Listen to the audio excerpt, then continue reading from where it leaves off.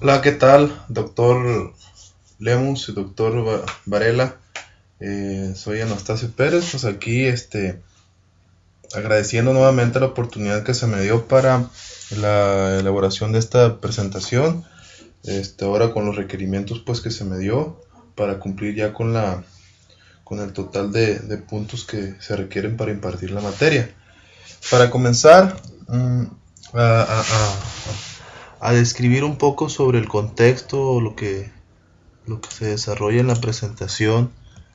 Se hablarán acerca de las competencias.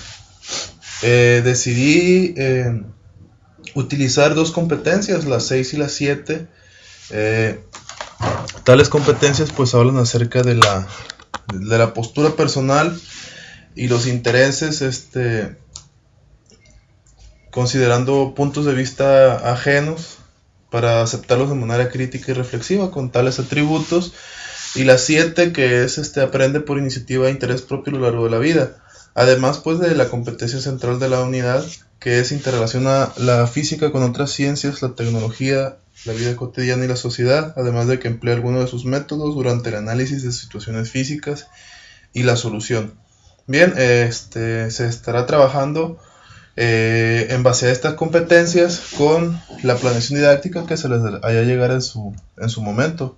Además de que se estarán utilizando las 14, se estarán clase tras clase utilizando las 14 competencias disciplinares que se manejan en las ciencias naturales.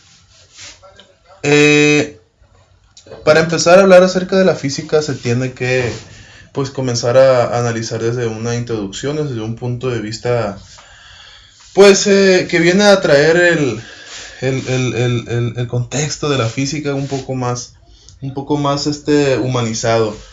Se entiende pues porque la física, entender a la física que está presente en todo lo que nos rodea.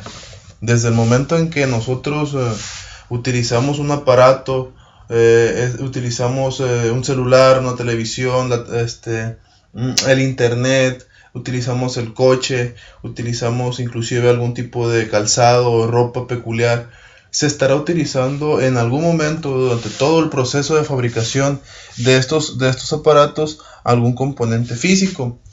Desde un principio se comenzó a utilizar la física, pero sin saber qué era física, es decir, desde que se creó la rueda, desde que se creó el fuego, desde que se empezaron a crear las máquinas simples, se están utilizando principios físicos. Tales principios se desarrolla según la mecánica, que viene siendo una rama de la física, una rama muy importante. Yo creo que una de las más importantes de la física, donde dice que el estudio de la mecánica pues relaciona el movimiento y las razones que atribuyen a tal al movimiento. En esta unidad pues se pretende ver acerca de los conceptos de lo que es la medición y los vectores que van enraizados hacia la rama de la física que es la mecánica. Pero bueno, ¿qué es la física y qué lugar ocupa en la ciencia? Dice su libro de texto que desde entonces la física investiga sistemas y cambios fundamentales, entendiendo por tal aquellos que están en la base de sistemas y cambios estudiados por otras ciencias y diversas ramas de la tecnología. Eh, Partiendo del punto de vista de la ciencia, pues la física viene a traer un conjunto de saberes de saberes pues que se desarrollan en laboratorios, que se desarrollan en lugares donde los científicos que son los encargados de ejecutar esas teorías, de ejecutar esas, esas bases en las que uno puede desarrollar algún tipo de conocimiento. La física ocupa un lugar muy importante en la ciencia, ya que como venía diciéndoles, parte de la tecnología que hoy en día se utiliza nace acerca de científicos.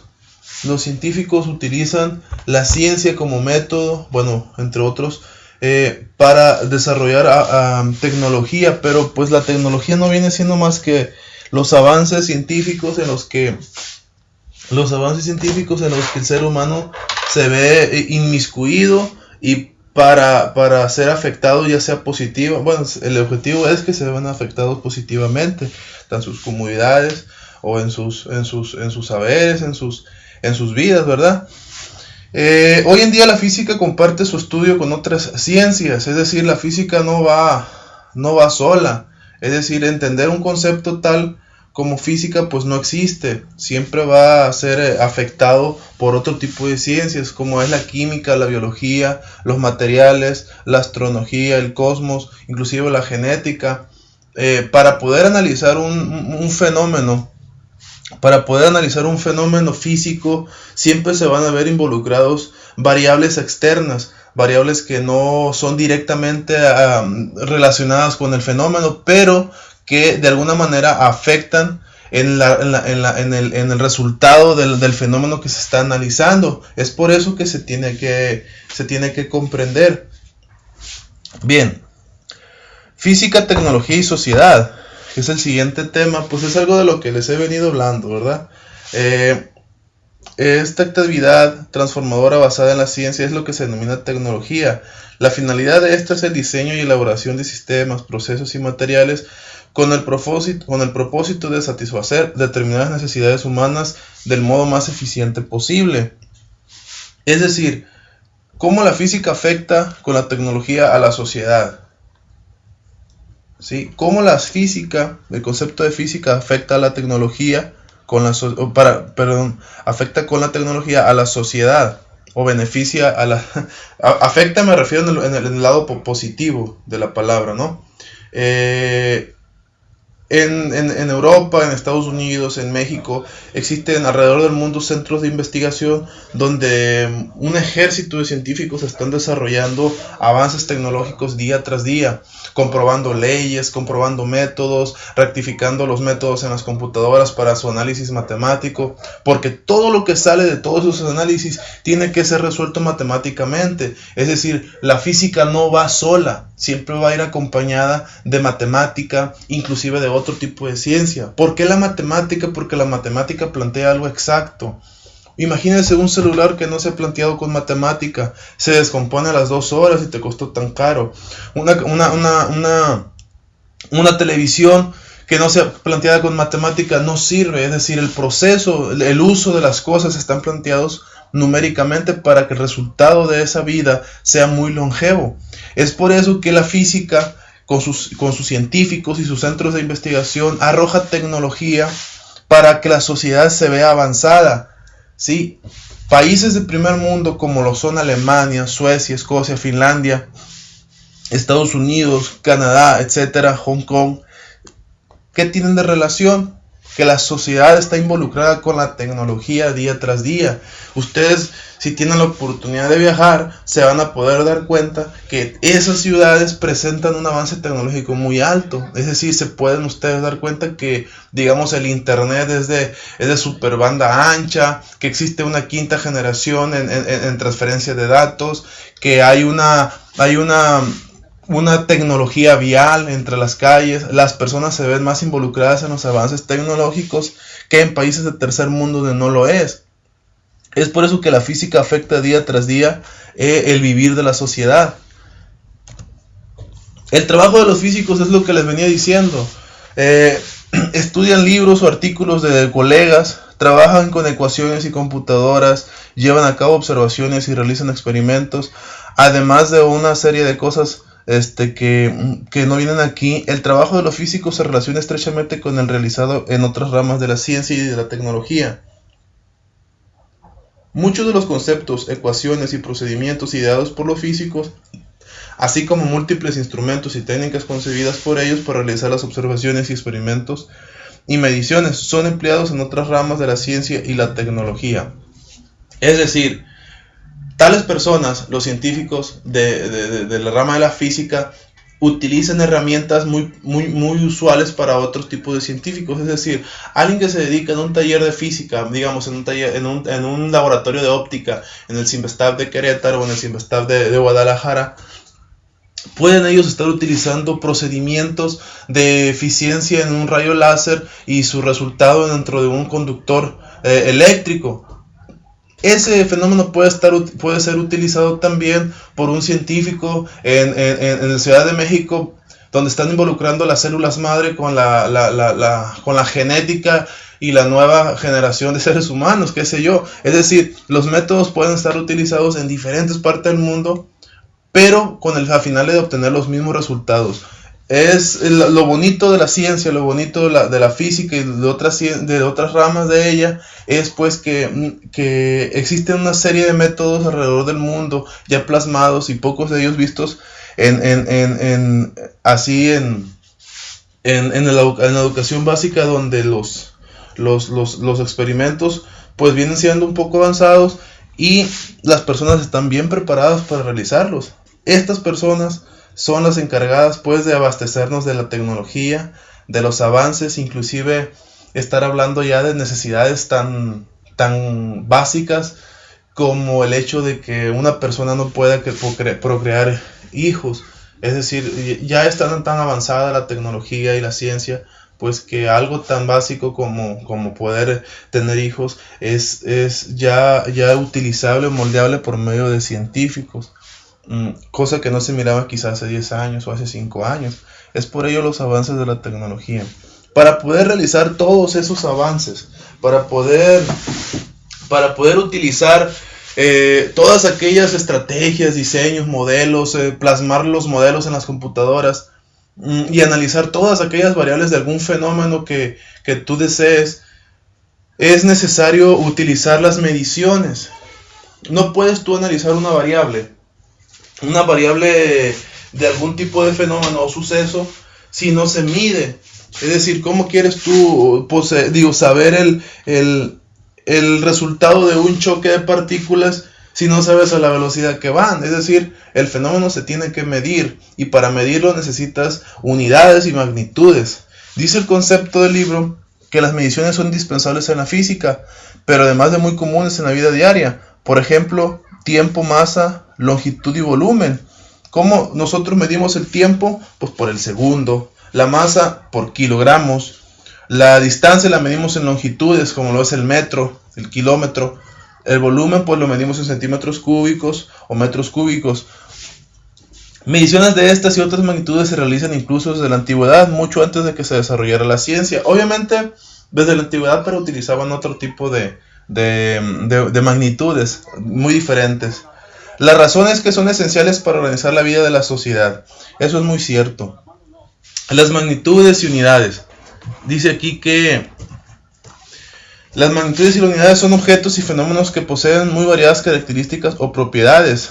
Muchos de ellas, por ejemplo, la longitud, el volumen y la masa de los cuerpos, la velocidad en los movimientos, etc., se manifiestan en diferentes grados a los que puede asociarse ciertas cantidades o valores. A tales propiedades se les llama magnitudes. Dice que magnitud es cierta propiedad de un objeto a la que puede ser atribuida una cantidad o valor. Magnitud pudiéramos nosotros estar hablando de temperatura. ¿Por qué temperatura? Porque le podemos poner una cantidad. Aquí está, miren. Cuando nosotros hablamos de longitud, tenemos que la unidad es el metro y podemos poner una cantidad. ¿Cómo es? 2 metros. La masa, le podemos poner una cantidad. Como es 2 kilogramos, 3 kilogramos. Cuando vas a las tortillas que dicen, no, pues me da 2 kilos, ¿verdad? Pero eso es diferente porque tú crees que 2 kilos es el peso. Ya sea, la masa se atribuye al peso, pero 2 kilos no es peso, sino que es masa. El peso se mide en Newton, multiplica la masa por la gravedad y ya te da. Pero bueno, eso no está en análisis. Tiempo se mide en segundos.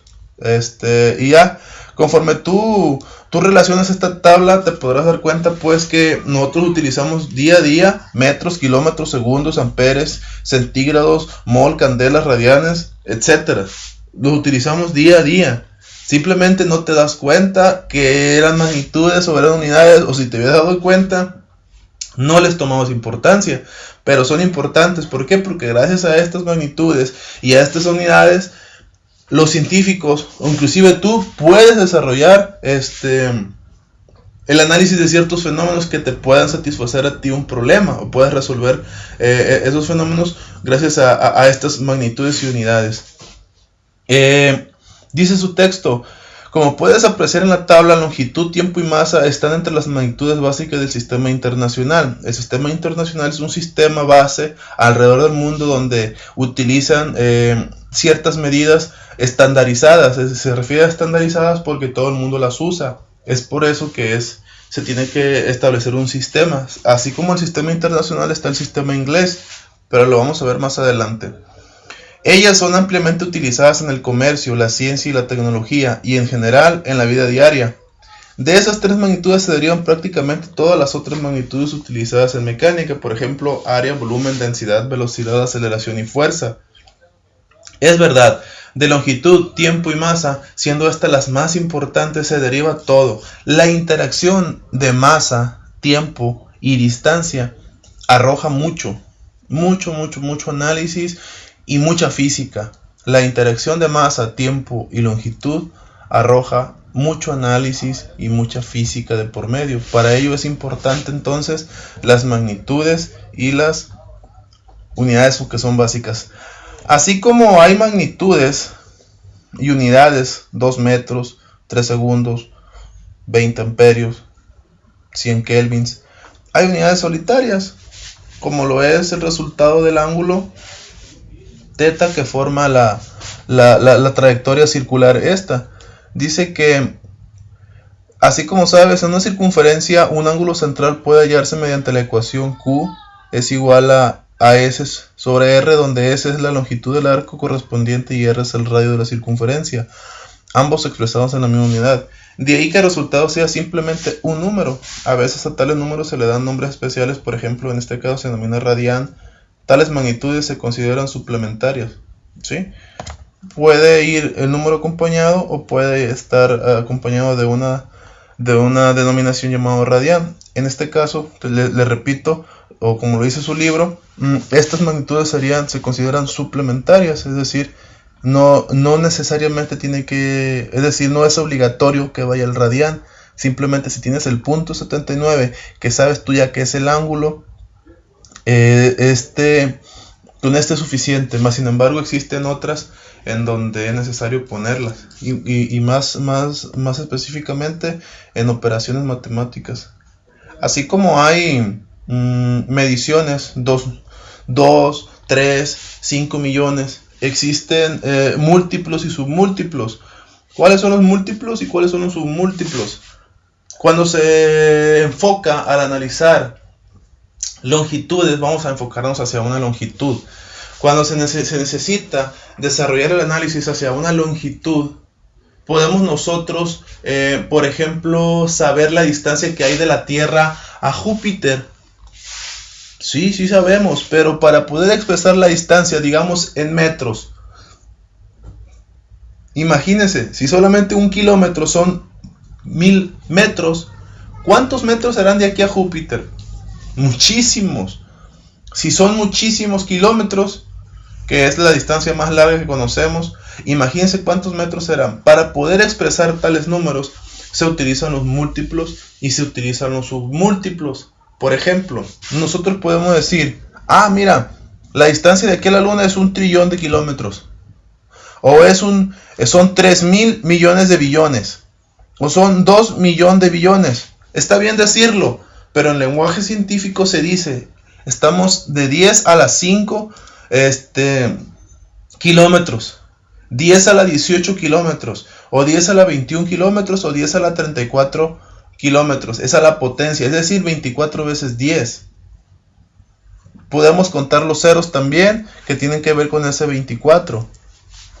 ¿Sí? Se está implementando este lenguaje para poder minimizar esas distancias y poder trabajar con ellas más cómodamente. Imagínense poner 1 trillón, escribirlo.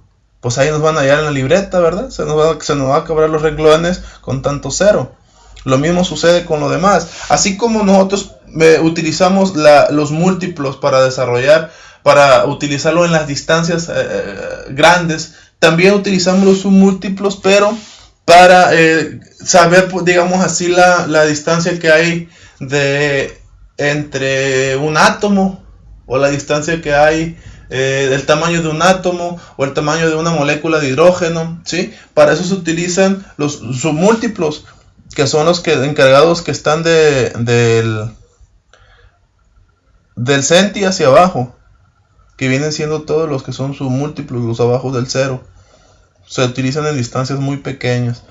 Bien, para eso se utilizan los múltiplos y los submúltiplos. Dice que los múltiplos y submúltiplos de las unidades también se han acordado internacionalmente, es decir, ellos se utilizan tanto con las unidades base como las derivadas. Se forman multiplicando o dividiendo la unidad dada por un número entero. ¿Sí? Aquí está la tabla. Lo que les venía diciendo, el sistema internacional de unidades es incorporado por la mayoría de los países. ¿Por qué es importante tener un sistema internacional de unidades? Es importante porque no podemos tener diferentes, bueno, sí podemos pues, pero no es conveniente para algunos países el tener, el comercializar. Imagínense ustedes comercializar 2 toneladas de manzana y que en otro lado sea otro tipo de medida. Si ya con los lenguajes tenemos, imagínense todavía tener que convertir el comercio. Es más eficiente tener un mismo sistema de unidades en el mundo para poder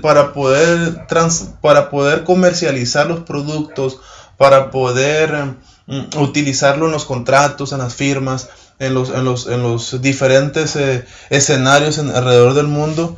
Es más cómodo. Además de que científicamente hablando lo podemos utilizar un sistema base para las diferentes teorías, las prácticas en el laboratorio, los resultados que sean legibles aquí en China, etcétera. Es por eso que se creó el sistema internacional de unidades. Así como este sistema, también tenemos pues el sistema inglés, como lo es la utilización después de la pulgada, del pie, de la yarda, de la milla, ¿sí? De la onza, que son diferentes unidades que se utilizan en alrededor del mundo.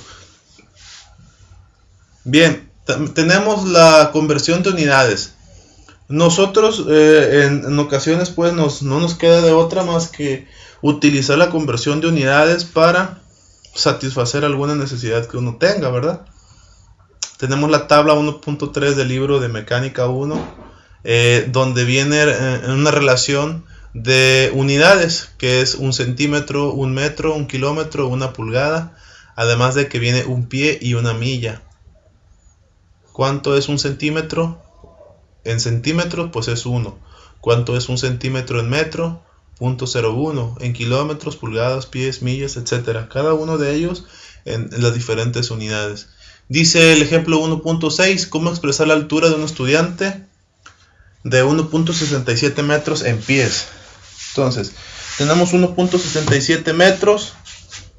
Aquí está. Para pasarlo a pie, colocamos que 1 metro abajo, ¿sí? Es 3.28 un pie. Colocamos 1 metro abajo y decimos que es 3.28 pies. Multiplicamos 1.67 por 3.28 y nos da 5.48. Es importante colocar el metro abajo para que se elimine. Si lo colocamos arriba no se va a poder eliminar. Tiene que ir abajo. ¿Sí? Lo mismo sucede con las pulgadas a centímetros. Es el mismo proceso. Así como estos problemas, pues hay otros y se pueden utilizar en cada una de las unidades, tanto del sistema inglés como del sistema internacional de unidades. Ahora, ¿qué son las cifras significativas y operaciones básicas con valores aproximados? Yo puedo plantear que ¿quién me dice a mí? Es decir, ustedes que están sentados oyéndome o viéndome, se podrán imaginar que pues poseemos una medición de nuestro cuerpo que corresponde a, digamos, 1.84. Es decir, yo mido 1.84 porque la báscula en donde me midieron decía que medía 1.84. Porque la medición está establecida hasta 1.84. Pero imagínense ustedes si la regla con la que me midieron trajera todos los números. quizás yo mida 1.84283672. Ese sería mi exactitud, mi medida exacta, 1 metro.847650, etc. ¿Sí entienden a lo que voy? Que a mí me dice que es 1.84, pero es una medición aproximada, es una medición tentativa. Es más cómodo hablar y decir que mido 1.84 a decir mido 1.84, 45, 11, 12, 18, 19. Es más fácil decir 1.84, pero cuando se utiliza este tipo de lenguaje en mediciones exactas para obtener un resultado en algún fenómeno físico, eso no me conviene a mí. ¿Por qué? Porque el resultado no va a ser el exacto. Siempre el resultado va a dar, entonces, un resultado equívoco. ¿Por qué? Porque el análisis que se está utilizando no se están utilizando medidas que involucren exactas. Es por eso que se necesitan ese tipo de mediciones que no son exactas, se le llama incertidumbre. La incertidumbre pues es el margen de error en la medición, y ese margen de error en la medición va a estar dada por 4 tipos de errores, por así decir. Antes de comenzar a hablar de la incertidumbre de las mediciones, decimos que la medición es el proceso en el cual, a partir de un procedimiento práctico y ciertas reglas, se obtiene información cuantitativa sobre determinada magnitud. Cuantitativa porque estamos hablando de números. Durante ella generalmente se utilizan instrumentos. Estos instrumentos en ocasiones pueden fallar y me pueden dar una lectura que no es correcta. Ese es un tipo de incertidumbre. Bien, las incertidumbres en las mediciones es necesario analizar ante todas sus posibles fuentes. La incertidumbre de una medición puede ser originada básicamente ¿por qué? La falta de constancia de la propia magnitud medida, las simplificaciones de la situación examinada, las imperfecciones de los instrumentos de medición, la interacción entre el sistema de medición y el objeto de medición. Vamos a analizar cada una de ellas. La incertidumbre debido a la falta de constancia de la magnitud medida. Dice el ejemplo que nosotros no podemos estar midiendo en el caso del ejemplo dice que si tenemos un lanzamiento, un proyectil alcanza cierta distancia, ello no asegura que en el siguiente lanzamiento la distancia sea la misma. Es decir, tú pateas el balón 10 veces y ¿cuántas de esas 10 veces vas a dar en el mismo punto? Hay probabilidades, pero son muy pocas. Si nosotros basamos esa medida, me vas a decir tú que hubo lo mismo cada uno de los 10 casos. No, siempre va a haber un caso diferente. Le vas a pegar más fuerte, le vas a pegar de un modo, le vas a pegar de 3 dedos a lo mejor, te vas a agachar más, o inclusive, si de esas 10 veces tú le pegas igual, quizás en alguna de esas 10, 7 veces corrió más aire y movió el balón hacia otra trayectoria. Es decir, hay efectos secundarios que me afectan el fenómeno original, donde la medición no va a ser la misma todas las veces. Es por ello que crea una incertidumbre por falta de constancia de la magnitud medida. Así como el ejemplo que te acabo de dar, es lo mismo que sucede con la distancia del centro de la Tierra a la superficie. La superficie de la Tierra, ¿es regular o es irregular? Regular me refiero a que es completamente redonda como una esfera de Navidad o una pelota de fútbol. No, ¿verdad? Es irregular porque tenemos cañones y tenemos grandes montañas. Es decir, no es la misma distancia que hay del centro de la Tierra al Maviri que del centro de la Tierra al Cerro de la Memoria. ¿Por qué? Porque ya hay la altura del Cerro de la Memoria de diferencia que al Maviri y unos metros más, ¿sí? O es la misma distancia que hay del centro de la Tierra al Maviri que del centro de la Tierra a los montes Himalaya, a muchísimos kilómetros de por medio. Bueno, entonces ese tipo de mediciones a mí me arrojan una incertidumbre que no siempre va a ser la misma. La siguiente incertidumbre está originada por la simplificación de la situación examinada. ¿Qué es esto? Para poder explicarte, damos un ejemplo. Imaginemos que te plantean hallar la densidad del material de que están constituidos ciertos cuerpos. Puesto que conoces que la densidad es igual a masa sobre volumen, mides la masa y el volumen de uno de ellos y mediante la ecuación anterior calculas la densidad. Sin embargo, en este proceder, hay implícita una simplificación. ¿En qué consiste? Ha supuesto que el cuerpo elegido está formado únicamente por el material en cuestión. Ok, vamos a medir la masa sobre su volumen. ¿Qué te gusta a ti para que sea masa? ¿Masa como qué te imaginas? ¿Masa 1 kilo de carne?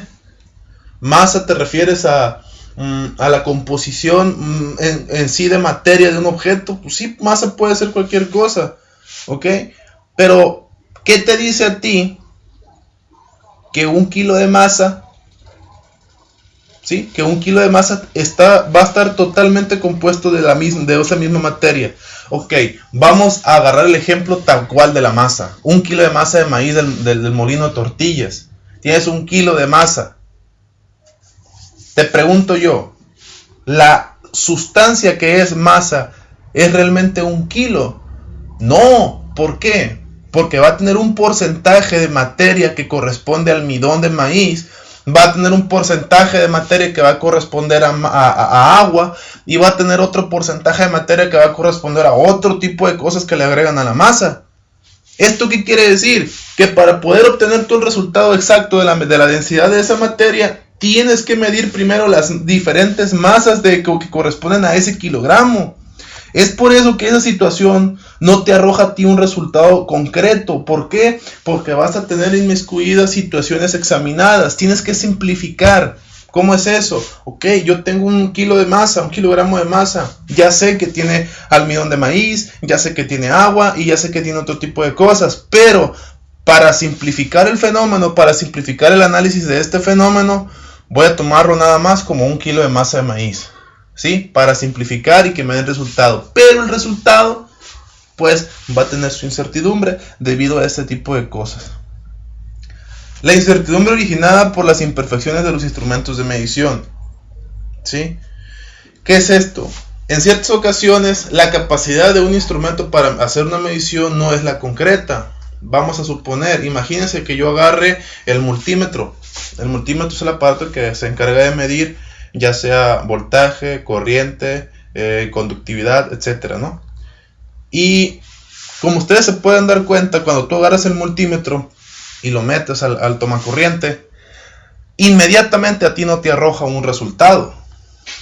Inclusive si el multímetro es digital o análogo, no te arroja un resultado inmediatamente. ¿Qué es esto? Tú metes los palillos al tomacorriente y el resultado se va a poner en 124.675. Y ese va a tender a bajar y de abajo se va a tender a subir como si fuese una aguja que estuviese bailando, hasta que después de 2 segundos a 3 segundos te arroja a ti el resultado concreto. Y quién sabe si sea el concreto. Otro tipo de cuestiones al hablar de imperfecciones en los instrumentos de medición es que existe algo que se llama patrón de medida. ¿Qué es esto? Imagínense ustedes el metro. Tenemos un metro que nosotros utilizamos aquí en la escuela para hacer las mediciones y para hacer las rayitas derechitas, que son las dos cosas que utilizamos el metro.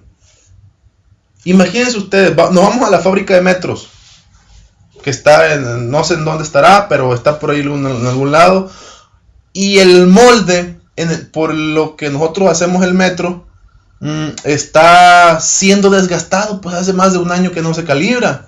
Imagínense ustedes tanto que hacen metros, este molde va a tender a ¿qué? Va a tender a abrirse. ¿Y qué tal si poco a poco, en lugar de hacer 1 metro, va a hacer 1 metro con 2 centímetros?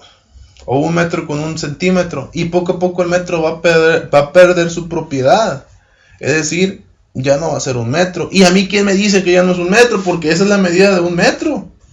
Es decir, se va a ir perdiendo poco a poco. Para ello, utilizamos patrones primarios y patrones secundarios. Los patrones secundarios son los que se manejan aquí en los países. Hay un sistema,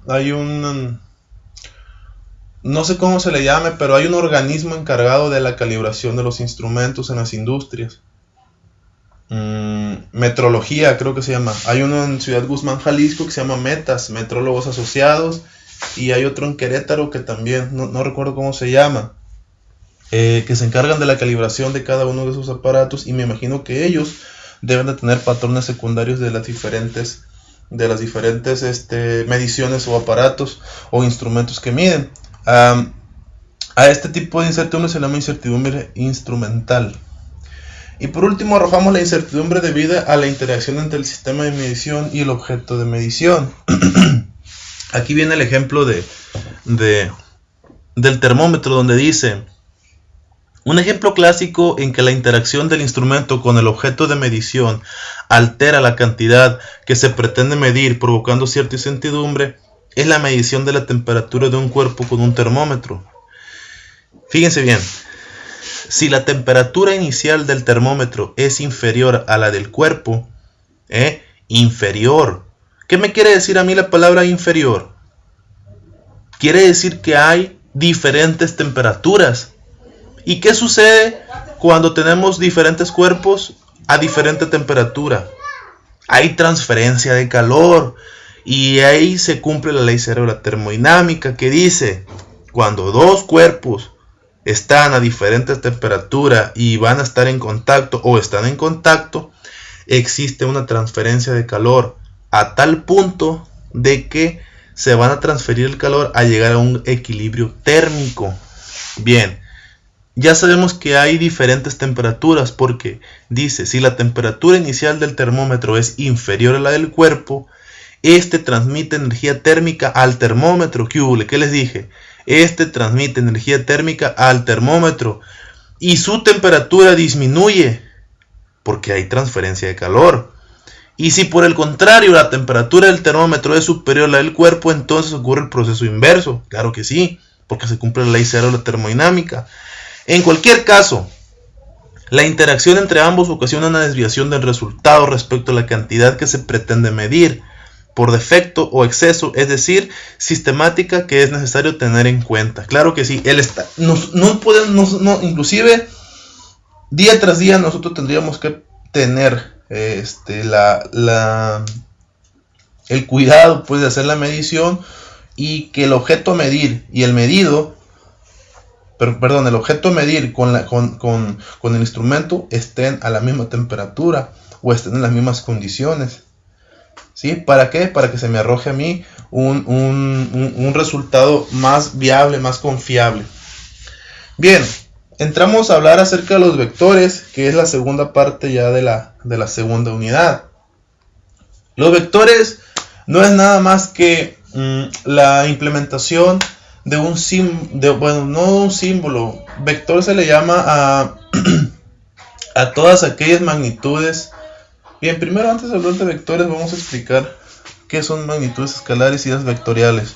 Cuando nosotros tenemos magnitudes escalares y vectoriales, magnitud escalar se refiere a todas aquellas magnitudes que te pueden arrojar como resultado un número y pueda satisfacer a ti la problemática. Por ejemplo, tú vas caminando, te pierdes y le dices a un amigo que está por la calle: oye amigo, ¿cómo le hago para llegar al auditorio? Te va a decir el amigo: no, pues está a 2 cuadras derecho. Ah, ok, gracias. 2 cuadras, pues no es una magnitud estandarizada, pero pues te ayuda y te da una razón. Digamos, ¿cuánto me falta para llegar a la avenida Venustiano Carranza? No, pues 2 kilómetros. 2 kilómetros es la distancia que a ti te satisface. ¿Para qué? Pues para llegar a tu resultado. ¿O qué hora es? No, pues que son las 2:35 de la tarde. Ah, muy bien, no, pues eso satisface a ti tu necesidad.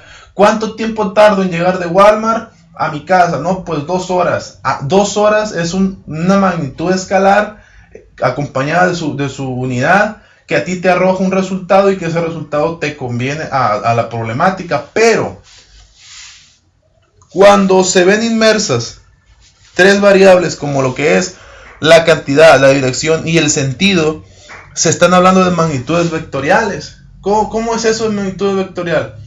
Bueno, si nosotros queremos analizar la trayectoria de un balón, se van a ver involucrados ¿qué cosa? Pues la cantidad, la dirección y el sentido. O si tú quieres golpear con tu puño un costal de boxeo, ¿tú qué dices? No, pues la cantidad, la dirección y el sentido.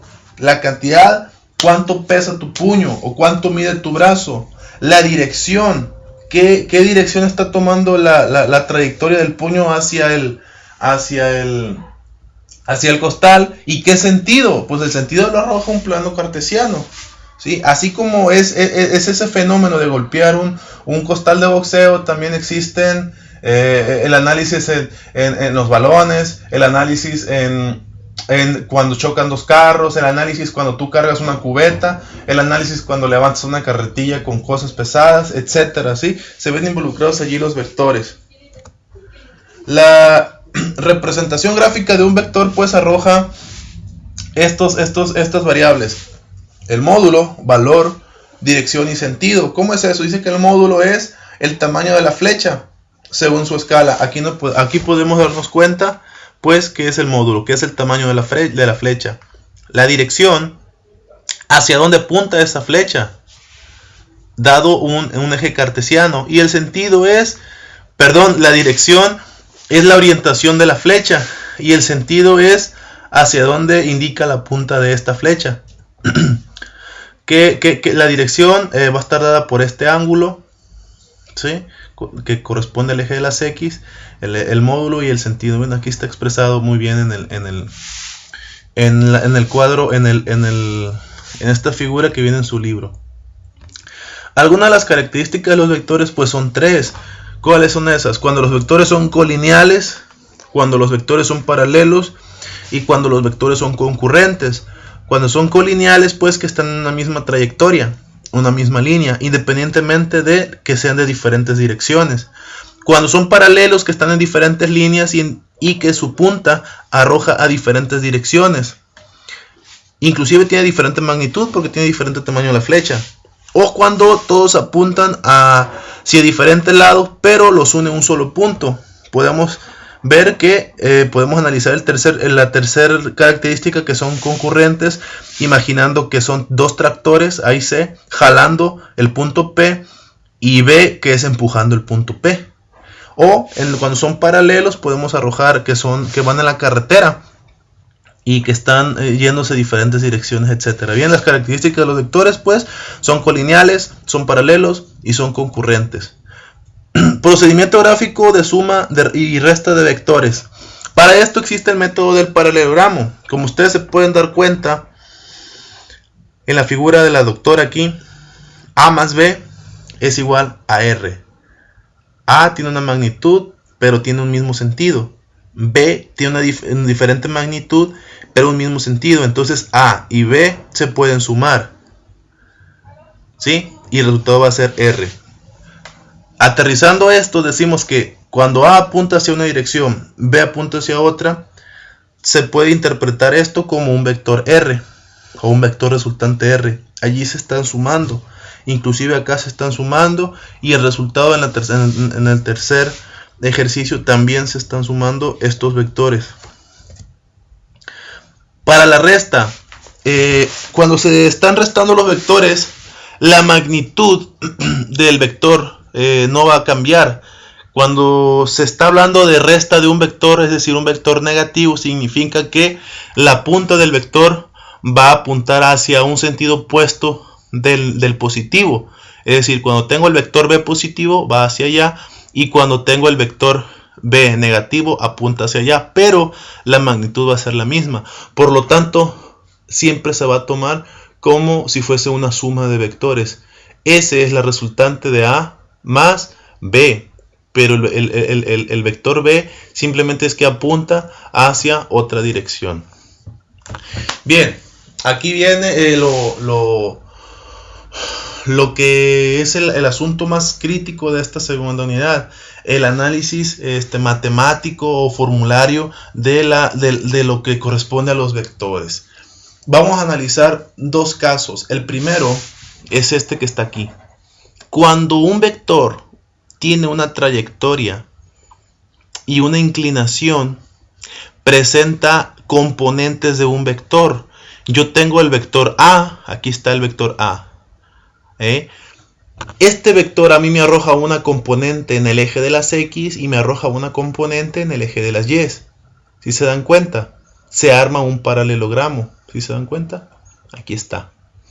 ¿Qué es esto? Yo puedo saber cuánto vale la componente de las y y puedo saber cuánto vale la componente de la x para que, sabiendo la componente de las x y la componente del vector en las y, yo los elevo al cuadrado, aquí está, los sumo, le saco raíz y con eso ya sé cuánto vale el vector resultante. ¿Se dan cuenta? Si yo sé cuánto vale esto y yo sé cuánto vale esto, sencillito, los elevo al cuadrado y le saco raíz y me va a dar el resultado del vector resultante. Pero de nada me sirve saber el vector resultante si no sé cuál es su ángulo. ¿Para qué necesito yo el ángulo? Pues para que me dé la dirección del vector. Agarro el vector resultante y lo divido sobre el x, los divido y le saco inversa de la tangente y ya me va a arrojar a mí el ángulo. ¿Hacia qué dirección va a ir este vector A, que es el vector resultante? Pero ¿qué sucede cuando yo no tengo las componentes del vector? Cuando yo nada más tengo el vector resultante, ¿qué sucede? Bueno, para eso es importante analizar un poco lo que es la trigonometría. Cuando yo tengo un triángulo rectángulo y tengo un ángulo, tengo tres. ¿Cuáles son las tres componentes de un triángulo rectángulo? Cateto opuesto, hipotenusa y cateto adyacente. Para yo saber cuánto vale la componente x del vector, yo saco coseno del ángulo. ¿Por qué coseno del ángulo? Porque, ahorita vamos a ver por qué. Coseno del ángulo es igual a ¿qué cosa en trigonometría? Olvídense de esto. En trigonometría dice, coseno del ángulo es igual a cateto opuesto. Coseno del ángulo es igual a cateto adyacente sobre hipotenusa. Estaba confundiéndolo con el seno. Coseno del ángulo es igual cateto adyacente sobre hipotenusa. ¿Por qué estoy utilizando coseno?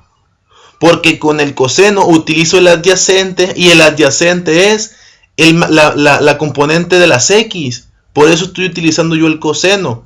No puedo utilizar el seno porque el seno del ángulo me arroja el cateto opuesto. Y el cateto opuesto va a ser en la componente de las y. ¿Se dan cuenta? Bien, dejemos aquí. Coseno del ángulo es igual a cateto adyacente sobre hipotenusa. Aquí está. Despejo componente de las x y digo que es la magnitud del vector multiplicando por coseno del ángulo. Ahora, componente del eje de las y. Aquí tengo el ángulo. Seno del ángulo es cateto opuesto sobre hipotenusa. Aquí está. Cateto opuesto, porque es este que está aquí, sobre hipotenusa, que es este que está acá. Despejo y aquí me dan las componentes para saber la componente x y para saber la componente y. Es importante jugar con este tipo de recursos y yo poner el ángulo, en lugar de ponerlo aquí, lo puedo poner aquí. Si yo lo llego a poner aquí, todo cambia. Todo va a cambiar. Pero bueno, lo vamos a dejar aquí nada más. Entonces, este ejemplo es para saber las componentes y este es para saber las magnitudes del vector. ¿Ok? A raíz de esto se arrojan una serie de problemas en las que se pueden analizar muchísimas variables, muchísimos cálculos. En su libro hay muchísimos ejemplos y todos ellos se van a ver y se van a calcular. La multiplicación de un escalar por un vector. Se cumple ciertos criterios. ¿Cómo es eso? Cuando el escalar multiplicado por un vector, cuando el escalar obviamente pertenece a los números reales. ¿Cuáles son los escalares? 20, 30, perdón, los números reales 20, 30, 1000, 10.000. Un número escalar pues es eso, multiplicado por un vector. Aquí está. Cuando los escalares pertenecen a todos los números reales, esto define otro vector que tiene una igual dirección que el vector A. Tiene un igual sentido que el vector A solo si el escalar es mayor que 0. Y tiene diferentes sentidos si el escalar es menor que 0. ¿Cómo es eso? Yo tengo un vector A que tiene 2 unidades. Si el vector A poseyendo 2 unidades yo lo multiplico por 2, ¿qué va a pasar? 2 es diferente de 0, ¿verdad? Sí, igual sentido que el vector A solo si K es mayor que 0. K es mayor que 0 aquí. Sí, es 2, es mayor que 0, entonces va a tener un mismo sentido. ¿Sí? Va a tener un mismo sentido. ¿Ok? Simplemente va a ser el doble. 2 por A, que A vale 2 unidades, 2 por 2 va a ser 4. Va a ser el doble con un mismo sentido. Dice aquí la maestra, cuando un vector se multiplica por el escalar, resulta otro vector con la misma dirección y de módulo 2 veces mayor. ¿Por qué una misma dirección? Porque K es mayor que 0. ¿Sí? Nada más por eso. Bien, doctores, pues les agradezco mucho la atención que me prestaron. Esta es pues es una presentación bastante resumida. Espero y cumpla los requerimientos pues que se me pide la academia, que tengan por bien sabidos pues que me siento muy capacitado para la materia, y ojalá y sea para beneplácito de ustedes, y podamos empezar a trabajar muy bien en esta unidad. Les mando un cordial saludo y les agradezco nuevamente la oportunidad que me dieron para esta materia. A los dos, muchísimas gracias y estamos a sus órdenes. Gracias.